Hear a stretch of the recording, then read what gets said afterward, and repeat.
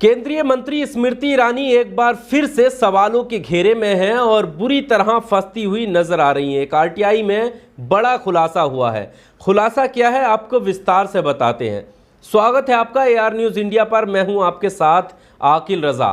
दोस्तों, आपको याद होगा कि स्मृति ईरानी गोवा में चल रहे रेस्टोरेंट एंड बार को लेकर सवालों के घेरे में थी। कांग्रेस के तमाम बड़े नेताओं ने स्मृति ईरानी पर गंभीर आरोप लगाते हुए कहा था कि ऐसा रेस्टोरेंट स्मृति ईरानी की बेटी चलाती हैं, जो रेस्टोरेंट जो है एक मृत इंसान के नाम पर लाइसेंस है। जिस रेस्टोरेंट का तमाम आरोप लगाते हुए यहाँ तक आरोप लगाए थे कि उस रेस्टोरेंट में बीफ तक परोसा जाता है। लेकिन इन सभी आरोपों को लेकर स्मृति ईरानी ने, आपको याद होगा कि प्रेस कॉन्फ्रेंस की थी और सभी आरोपों से पल्ला झाड़ा था। दिल्ली हाईकोर्ट ने अपने आदेश में कांग्रेस के नेताओं को गलत ठहराते हुए कहा था कि ये रेस्टोरेंट एंड बार जो है वो स्मृति ईरानी का नहीं है। लेकिन अब हम आपके सामने वो खबर रखते हैं जो खबर में आरटीआई के थ्रू खुलासा हुआ है कि आखिर उस रेस्टोरेंट और बार का मालिक है कौन।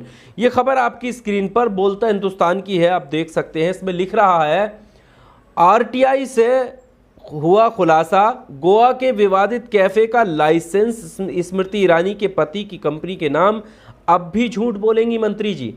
यानी जो कैफे को लेकर लगातार आरोप प्रत्यारोप का दौर चला था, उस कैफे का एक आरटीआई के थ्रू खुलासा हुआ है। और आरटीआई में क्या दावा किया गया है कि गोवा के जो विवादित कैफे है उसका लाइसेंस स्मृति ईरानी के पति की कंपनी के नाम है।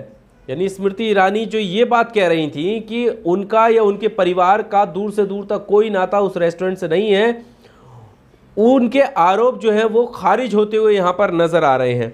अब हम इस पूरी खबर को अब आपके सामने रखते हैं कि आखिर इस पूरी खबर में क्या कुछ छिपा हुआ है और आरटीआई के द्वारा क्या जानकारी मांगी गई थी और कैसे स्मृति ईरानी के परिवार का नाम उस कैफे से जुड़ा है जिस पर ये आरोप लगे कि वहाँ पर बीफ तक परोसा जाता है, पोर्क परोसा जाता है।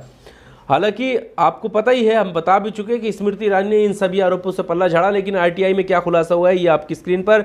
गोवा के सिली सोल्स कैफे एंड बार के बारे में आरटीआई से जो खुलासा हुआ है वो केंद्रीय मंत्री स्मृति ईरानी के दावों को झूठा साबित कर रहा है।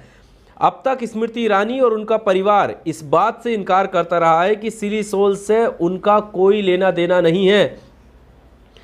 लेकिन आरटीआई से पता चला है कि सिली सोल्स कैफे जिस कंपनी के नाम से है वे स्मृति ईरानी के पति जुबिन ईरानी की कंपनी की पार्टनर है।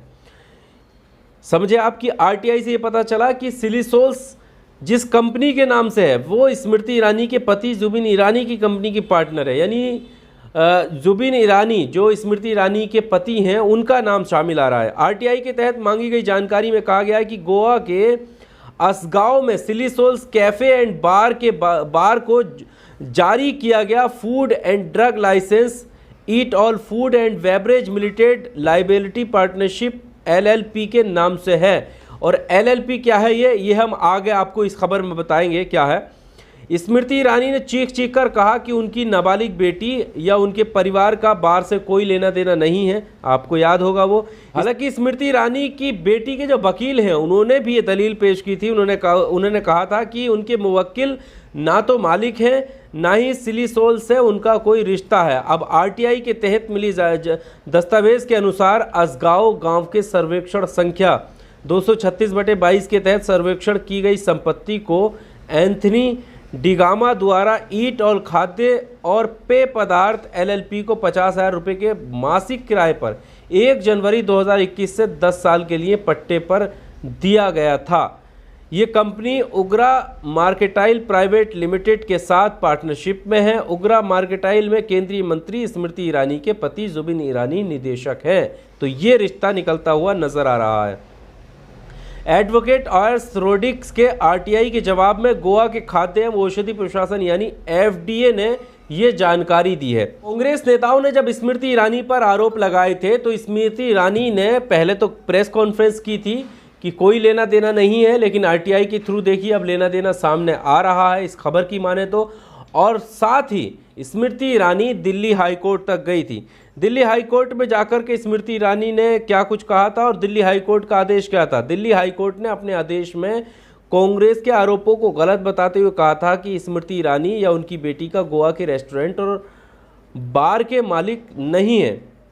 कोर्ट ने कांग्रेस नेता जयराम रमेश, पवन खेड़ा, नेटा डिसूजा के लिए कहा कि इन लोगों ने स्मृति ईरानी और उनकी बेटी पर झूठे हमले की साजिश की थी। ये दिल्ली हाईकोर्ट का आदेश था। उसके बाद ये मामला जो है ठंडा पड़ गया था, लेकिन अब आरटीआई जैसे ही सामने आई है तो आरटीआई में खुलासा हुआ है कि स्मृति ईरानी के जो पति हैं उनकी कंपनी के नाम से जो है ये रेस्टोरेंट चल रहा था। इस तरह की खबरें सामने आ रही हैं।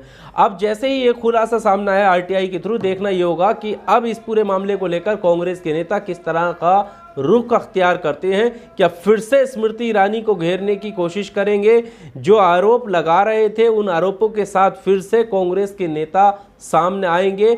ये देखने वाली बात होगी और ये आने वाला वक्त बताएगा।